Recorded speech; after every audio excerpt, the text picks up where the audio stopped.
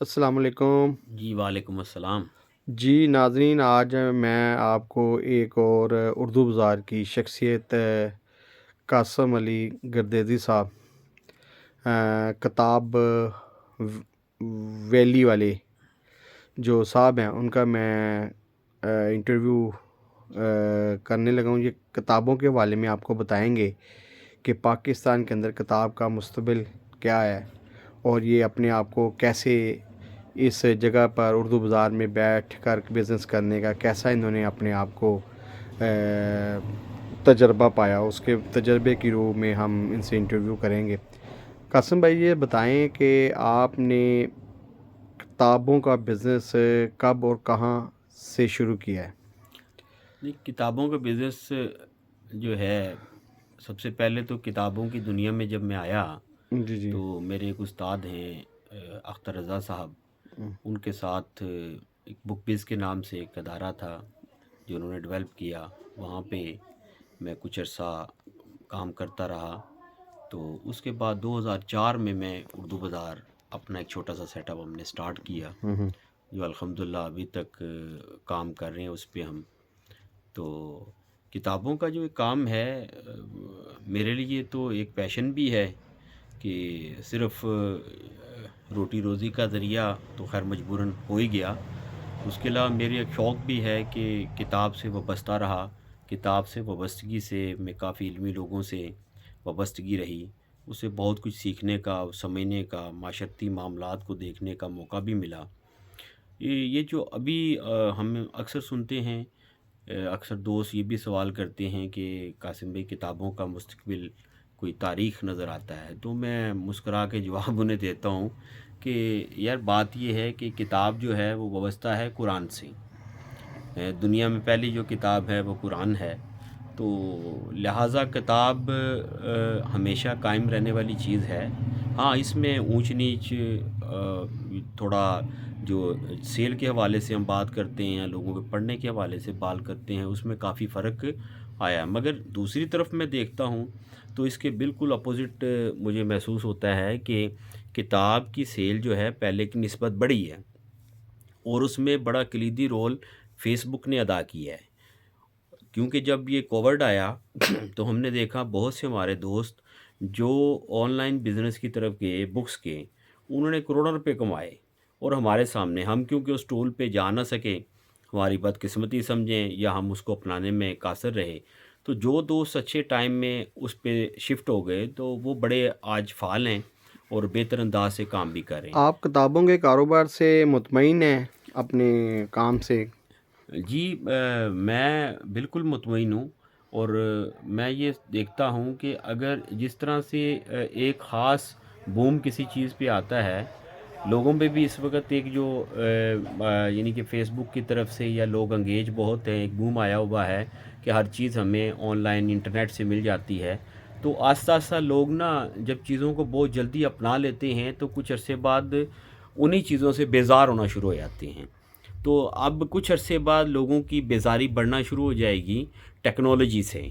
जो टेक्नोलॉजी वो ज़ाहिरी तौर पे फ़ेसबुक से या मोबाइल के ज़रिए वो अंगेज हैं। क्योंकि इसका सबसे बड़ा नुकसान जो है वो ये हुआ कि इंसान इंसान से दूर होता गया, दूर होता जा रहा है, जो माशरे के लिए बहुत नुकसानदेह है।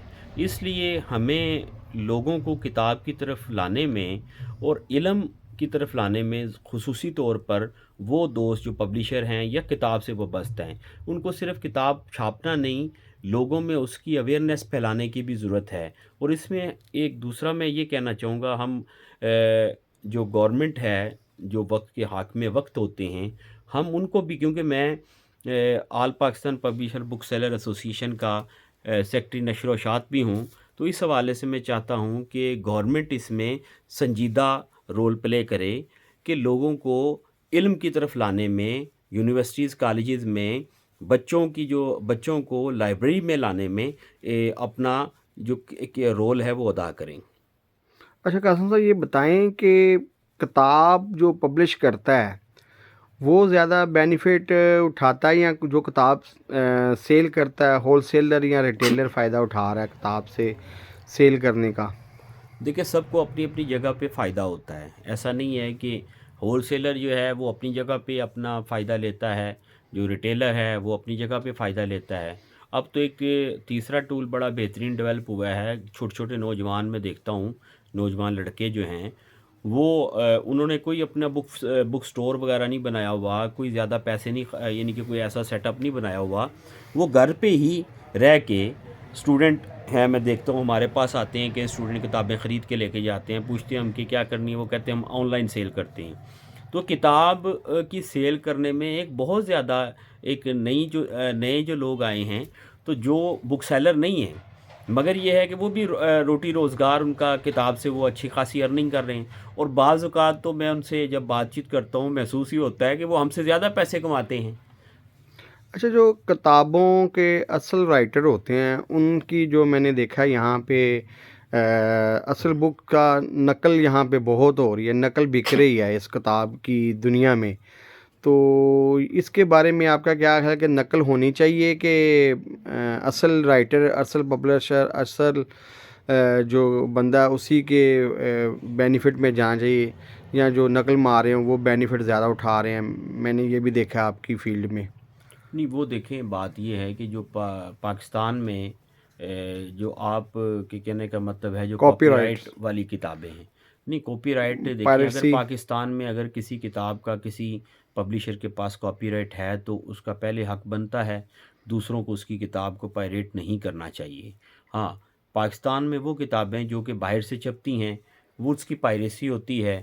اور وہ پائریسی جو ہے کیونکہ اس میں کچھ مسائل یہ ہیں کہ وہ کتاب فوراً بہت مہنگی ہے، تو اس وجہ سے اسٹوڈنٹ کے حوالے سے یہاں پہ پائریسی جو کتاب ہوتی ہے تو اسٹوڈنٹ اس سے ہی استفادہ حاصل کر لیتے ہیں. حالانکہ لیگلی طور پہ وہ بھی رائٹ نہیں ہے. اس کا نقصان یا فائدہ جو ہے وہ لازم بات ہے، نقصان تو ہوتا ہے پبلشر کو جس کی اصل کتاب ہے، مگر یہ ہے کہ کیونکہ وہ کتاب مہنگی اتنی ہوتی ہے ہر اسٹوڈنٹ وہ افورڈ نہیں کر سکتا، اس لیے یہاں پہ ان کتابوں کی پائریسی ہوتی ہے. تو وہ دنیا بھر میں مختلف جگہ، انڈیا ہے ہمارے ساتھ ملک ہے، لوگ کہتے ہیں کہ انڈیا میں یہ ہے وہ ہے، مگر میں کیونکہ ادھر کئی دفعہ گیا ہوں میں نے دیکھا ہے کہ وہاں پہ پائریسی کتاب ہوتی ہے. ہماری پاکستان کی بہت سی کتابیں جو انڈیا میں پائریٹ بکتی ہیں.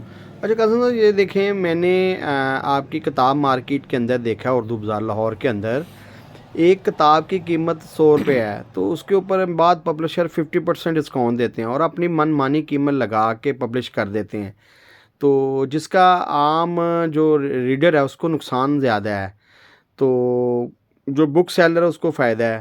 تو آپ اس کے بارے میں کیا کہتے ہیں کہ ان کو مناسب جو ہے اس کی پرائز پہ سیل کرنا چاہیے کہ یا 100 ٹائم؟ فار ایگزامپل اگر اس کی کتاب بنانے میں خرچہ 50 روپے آ رہا ہے تو یہاں پہ اس کی پرائز 200 روپے یا 250 روپے رکھ دی جاتی ہے، یہ بلا سوچے سمجھے رکھ دی جاتی ہے. اس کا کیا اس کی کوئی سد و باب کیا جا سکتا ہے اس بارے میں کہ نہیں؟ نہیں دیکھیں یہ جو ہے نا یہ بعض اوقات خام خیالی ہیں، بعض چیزیں خام خیال ہیں کہ پبلشر نے کوئی بھی کتاب کی جو قیمت طے کرتا ہے وہ اس میں 2-3 مختلف فیسز کو رکھ کے وہ طے کرتا ہے. ایک تو یہ ہے کہ پبلشر نے اپنا تھوڑا پروفٹ رکھنا ہوتا ہے، دوسرا یہ ہے کہ وہ ایک ڈسکاؤنٹ پہ کتاب اس نے سیل کرنی ہے جو اس کے سیکنڈ سیلر ہیں. بعض کا ایک کتاب تیسرے ہاتھ جا کے جو اینڈ یوزر ہے اس تک پہنچتی ہے، تو یہ 2-3 جو لوگ بیچ میں انوالو ہوتے ہیں سب نے تھوڑا تھوڑا اپنا پروفٹ رکھا ہوتا ہے.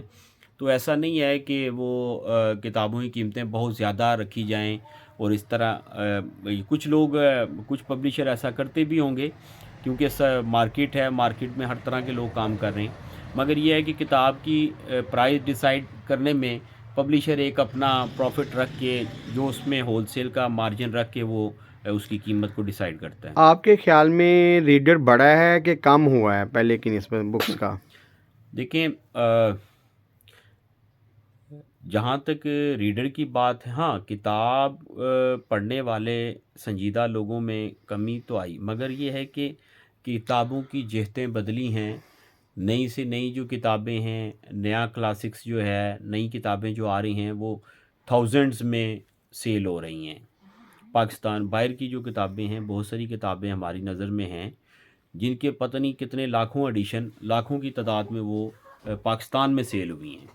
تو اس کا مطلب یہ ہوا کہ ریڈر جو ہے اس کی جو بار بار کمی کی بات کی جاتی ہے کہ نہیں ہے، مگر ہاں ریڈر اردو سے میں محسوس کیا ہے کہ انگلش کتاب پڑھنے والا ریڈر بڑا ہے، ہوں۔